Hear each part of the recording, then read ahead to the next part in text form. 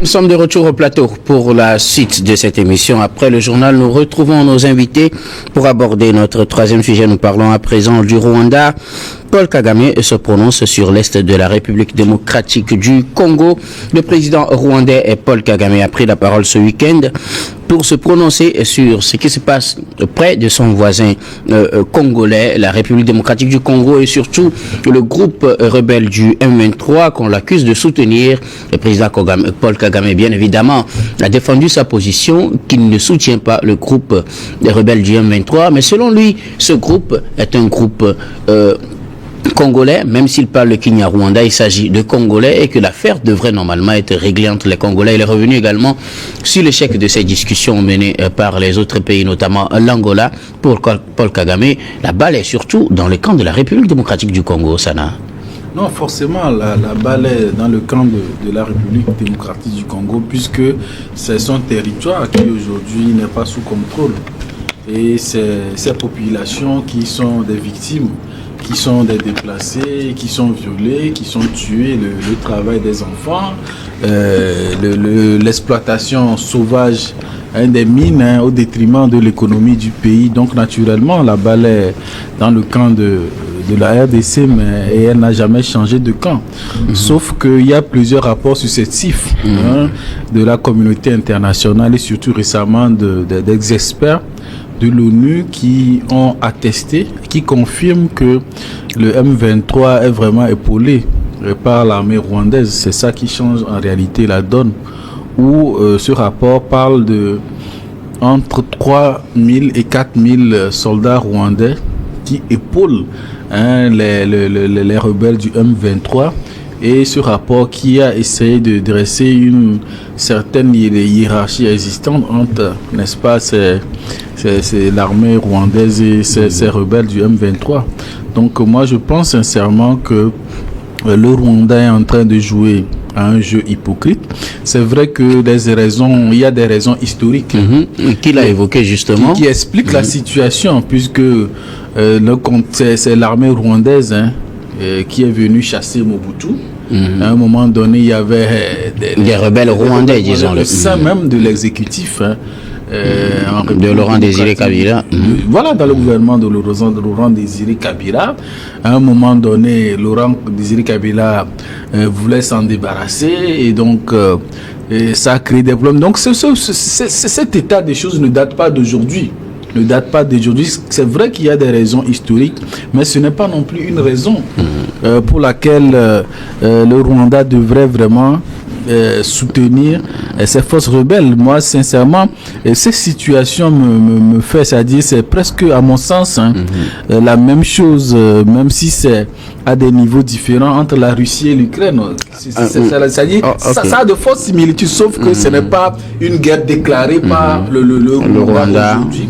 Mais on sent les prémices de quelque chose comme ça qui pourrait s'aggraver dans les prochaines années à venir. Ok. Alors, Paul Kagame estime que, contrairement à ce qu'on pense que c'est le Rwanda qui soutient le M23, que ces rebelles proviennent beaucoup plus de l'Ouganda, quand on sait qu'effectivement, après la victoire de l'armée congolaise sur ces rebelles en 2012, ils se sont réfugiés, ils se sont scindés en deux parties.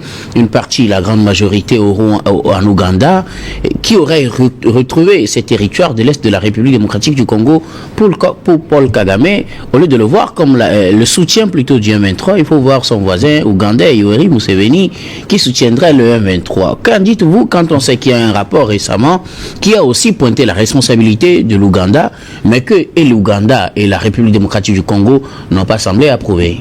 Non, en fait, je le dirais encore une fois, vous retrouverez ces pays-là dans les faits historiques qui se sont passés. Quels sont ces pays-là qui se sont réunis ou bien qui se sont coalisés pour chasser Mobutu?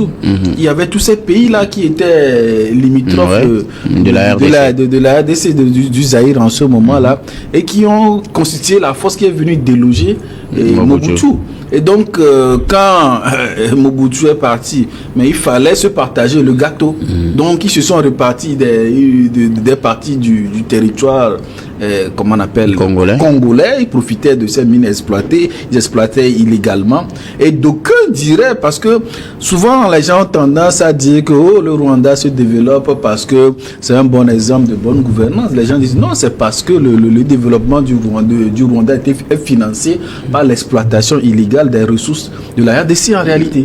Parce que le Rwanda ne produit rien, ils n'ont pas de ressources. D'où vient le développement fulgurant de ce pays? Donc aujourd'hui, on a la certitude que ce développement a été financé en exploitant illégalement les ressources de la RDC. Et donc la sortie de Paul Kagame ne vous a pas convaincu sur son innocence dans cette affaire? Vous savez que lorsqu'il y a un rapport d'experts de l'ONU face à la parole simple de monsieur le Kagame, président rwandais, vous comprenez facilement là où on est tenté d'accorder notre crédit. C'est peut-être ma faiblesse, mais la parole de monsieur Kagame dans ce contexte-là ne me convainc pas du tout.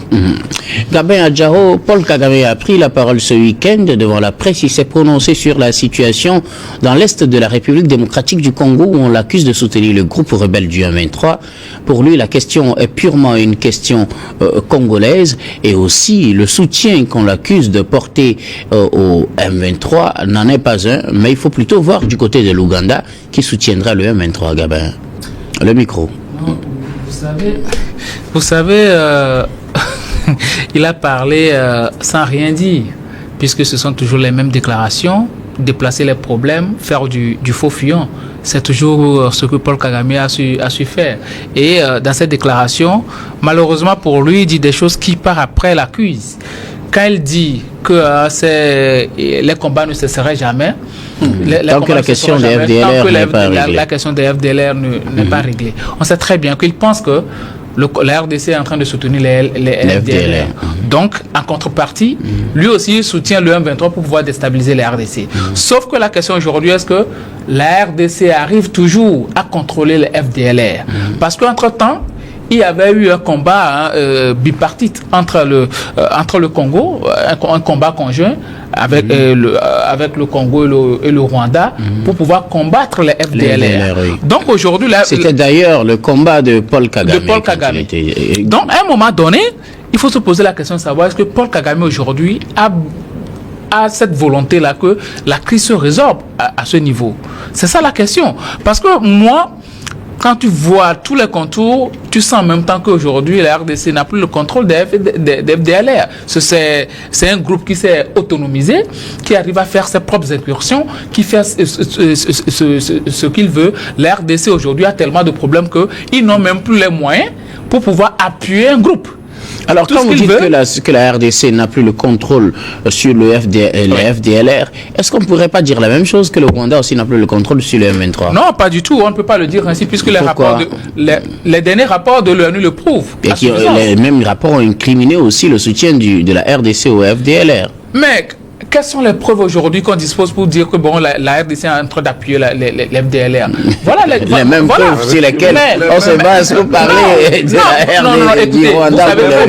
C'est le même rapport qui dit on est d'accord quand même que c'est dans le même rapport que les responsabilités sont situées. Il y a beaucoup de détails qui ont été donnés par rapport au Rwanda, par rapport au nombre de militaires, par rapport à l'appui logistique et tout ça. Il y a tellement de détails qui avaient été donnés par rapport au Rwanda, ce qui n'est pas le cas du Congo. C'est juste pour puisque les FDLR pour le moment ne font pas d'incursion sur le sol rwandais, donc c'est tout à fait normal. Ils ne font pas d'incursion et autres, mais nous savons tous que le Rwanda a beaucoup plus à gagner à déstabiliser la RDC que le contraire.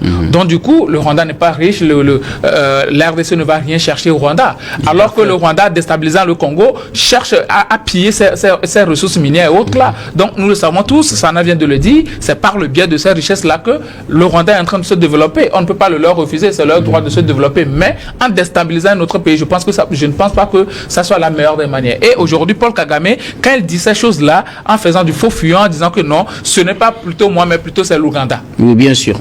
Mais après la défaite du M23 en 2013 face à ces forces-là, mais ils sont revenus. Et qu'est-ce qui prouve que ceux qui sont revenus de l'Ouganda. En tout cas, le groupe s'est scindé. Il y a une le groupe était scindé en deux parties. Une partie en Ouganda et l'autre partie au Rwanda. Mais aujourd'hui, ces groupes-là se sont joints.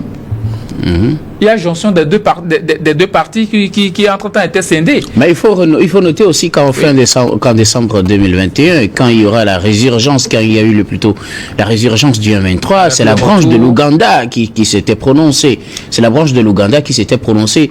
Pourquoi aujourd'hui, même quand les rapports de l'ONU, le dernier rapport de l'Organisation des Nations Unies, les experts de l'ONU ont incriminé l'Ouganda et l'Ouganda, et la RDC semble battre en brèche cet argumentaire et s'attaquer uniquement au Rwanda. Pourquoi? La RDC a un gouvernement qui a ses renseignements. Ouais. Et l'Ouganda aussi a connu des démêlés avec la RDC. Oui, bien sûr. Avant que, entre-temps, l'Ouganda s'est dit non, on va soutenir la lutte contre le M23, ainsi de suite. Contre la FDR. Mais par après, il y a des rapports qui sont encore sortis pour dire que non, l'Ouganda laisse ses frontières ouvertes à ces gens-là pour venir déstabiliser la RDC et tout. Donc la RDC est un pays qui, entre les pays limitrophes là-bas, chacun essaie d'avoir pour lui, chacun essaie de déstabiliser le pays dans une certaine zone. Est-ce possible que l'Ouganda aussi ait contribué à déstabiliser la RDC? Bien évidemment. Le Rwanda pille les ressources, c'est pas l'Ouganda qui ne va pas chercher à piller aussi les ressources. Et donc, quelque part, Kagame pourrait avoir raison. Non, d'une part, il a certes raison, le problème n'est pas que le Rwanda, c'est pratiquement tous les pays limitrophes de la RDC. Parce qu'entre-temps aussi, il y a des gens qui étaient réfugiés entre-temps au Kenya et puis on fait des déclarations et tout. Donc c'est pratiquement tous les pays là qui entourent la RDC. Mais celui qu'on touche le plus, c'est le Rwanda. C'est le Rwanda parce que, entre-temps, Paul Kagame, on peut dire que c'est le vieux de la vieille dans cette sous-région-là. Yoweri Museveni, bon, il est vieux et tout, mais lui, il n'a pas beaucoup plus de projets porteurs à l'avenir. C'est juste le fauteuil présidentiel. C'est ça son objectif. Mais Paul Kagame, lui, il a des envies beaucoup plus expansionnistes, beaucoup plus révolutionnaires, beaucoup plus pour développer le pays et tout ça. Donc, il a besoin de beaucoup plus de ressources. C'est pourquoi pour lui, comme son pays ne dispose pas d'assez de ressources minières, qu'est-ce qu'il va faire? Il va déstabiliser l'autre pays pour pouvoir en avoir. Maintenant, la question de savoir, est-ce que c'est juste le Rwanda, puisqu'il y a aussi la question des puissances qui sont derrière. Quand ces rebelles du M23 là pillent les ressources, ce n'est pas que le Rwanda qui en profite. Il y a aussi des puissances qui en achètent. Des puissances qui en achètent à bas prix. Si peut-être l'or, le lingot d'or est vendu sur le marché international à $20 000, si le rebelle va ça à $10 000, le pays la puissance va en acheter et ça le profite aussi. Donc à un moment donné, c'est une question de volonté. Si aujourd'hui le Rwanda et puis la RDC veulent faire la paix, ça doit venir des deux parties. Et on parle des FDLR. Les FDLR, je l'ai déjà dit, je ne suis pas sûr que le Congo en a encore pleinement la main là-dessus, mais s'ils en ont, qu'ils arrivent à déstabiliser cette force ou bien à amener cette force pour que le Rwanda aussi arrive à retirer son soutien au M23 parce que c'est ça qui les pousse véritablement à continuer à déstabiliser toujours la RDC. Alors, Adam, entre nous, les FDLR, tant qu'ils seront toujours actifs dans l'est de la République démocratique du Congo, ce combat continuera avec le M23. C'est ce qu'estime le président rwandais Paul Kagame, qui a pris la parole ce week-end pour se prononcer sur l'est de la République démocratique du Congo et ce qui s'y passe. Pour lui, il n'est pas le soutien du M23, mais il faut plutôt voir du côté de son voisin, l'Ouganda. C'est vrai, lorsque vous scrutez un peu l'intervention, sinon la sortie de Paul Kagame, loin de pouvoir donc rejeter tout du revers de la main, je pense qu'il y a des éléments qui puissent permettre en réalité, et surtout l'un de ces éléments-là, c'est là où il disait, même avant de revenir sur votre question, c'est là où j'avais contesté le fait que le président Tshisekedi n'est pas la volonté de pouvoir donc discuter avec le M23 directement. Il a dit qu'en réalité, au-delà de pouvoir, en tout cas, jeter de l'opprobre entièrement sur Paul Kagame, c'est vrai que si c'est dans d'autres pays, que ces rapports-là sont pondus. On a toujours tendance à dire, voilà, c'est parce qu'on n'aime pas ces pays qu'on essaie donc d'envoyer dans de ce genre de rapports. Mais à partir du moment où nous sommes en face d'un fait et qu'en réalité, on se tend donc à donner véritablement du crédit à ces rapports-là, pourtant nous sommes toujours dans des pays africains. C'est là où on arrive véritablement pas à comprendre un certain nombre d'opinions liées donc à cette question-là. Mais moi, ce qui est très important, parce que quelque part aujourd'hui, au lieu de pouvoir avoir des opinions assez tranchées sur Paul Kagame, je pense que le M23 est disposé. Il a des responsables qui sont disposés à pouvoir donc discuter avec Kinshasa, ce que Tshisekedi ne veut pas du tout. Tout à fait. C'est là où on ne comprend pas. Moi, je pense que lorsque vous êtes soucié en réalité des revers que subissent aujourd'hui la population, qui sont aujourd'hui déplacées, qui sont martyrisées, qui sont tuées et qui sont pillées également, il faudrait quand même qu'on mette dans la balance tous les éléments qui puissent permettre véritablement donc de se tirer d'affaire. Malheureusement, on dit, voilà, si on discute avec Paul Kagame qui accepte le M23, va cesser ses incursions. Or, nous savons que pratiquement ce sont les mêmes communautés qui vivent ensemble. C'est vrai, ce qui est, personne ne peut le nier. On peut véritablement voir les ressortissants, sinon les militaires, etc., du Rwanda, dans l'effectif du M23, comme de l'Ouganda, etc. Nous savons que ce sont des populations qui s'entremêlent. Et même lorsque nous remontons l'histoire, nous savons avec les différentes crises qu'on connues, en tout cas la RDC, sinon également l'Ouganda, comme en tout cas Kigali, de toutes les façons, on sait qu'il y a eu des désertions qui sont allées vers les groupes armés, qui sont allées vers des mouvements donnés qui sont plus organisés pour mener des actions et piller les populations. On peut les retrouver. Mais aujourd'hui, c'est vrai que loin de moi de pouvoir discréditer donc ces rapports-là, nous savons véritablement que Paul Kagame également, vu le fait que c'est vrai que Adiaho le disait tantôt, puisque lui-même il adresse des opinions qui le contredisent après. Puisque quelque part, lorsque vous dites le problème c'est le M23, il faudrait quand même que Kinshasa puisse discuter avec le M23 et qu'en réalité vous dites que tant que, en tout cas, la crise de FDLR n'est pas réglée, on ne va pas résoudre ce problème. Ça veut dire quelque part que vous êtes conscient que en réalité, puisque je pense que l'une des autorités américaines, lorsqu'il avait fait donc cette visite-là, avait pointé du doigt le fait que la RDC également soutient la FDLR. Donc quelque part, ça voudrait dire quelque part que lui également soutient le M23 compte tenu du fait que la RDC soutient également la FDLR. Ce qui contredit. Même moi, je pense que lorsqu'on est dirigeant et qu'on veut véritablement trouver des affaires, il faut une approche diplomatique qui est porteuse. Et cette approche diplomatique, c'est de ne pas rejeter du revers de la main. C'est vrai que on dit, c'est comme chez nous. Entre-temps, il y avait le Niger qui avait opté sur la voie de discussion avec les groupes terroristes, etc. Mais ça a été une voie qui a été scrutée en un moment qui a eu des résultats. Par contre, il y a d'autres qui choisissent l'option de pouvoir combattre et de pouvoir dire que ces gens-là, ce sont des trous faits qu'on ne peut pas discuter avec eux. Mais la persistance et le fait qu'on gagne du terrain, je pense que le M23, jusqu'hier, les rapports ont révélé qu'il ne continue pas à gagner du terrain. Donc, et je pense que la sortie d'ailleurs même du chef de la diplomatie de la RDC en dit non.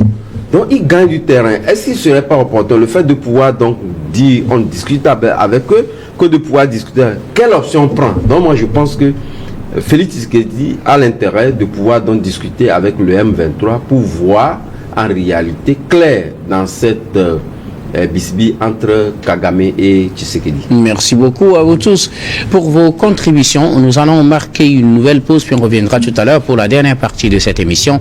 Dernière partie que nous allons bien évidemment consacrer au Togo.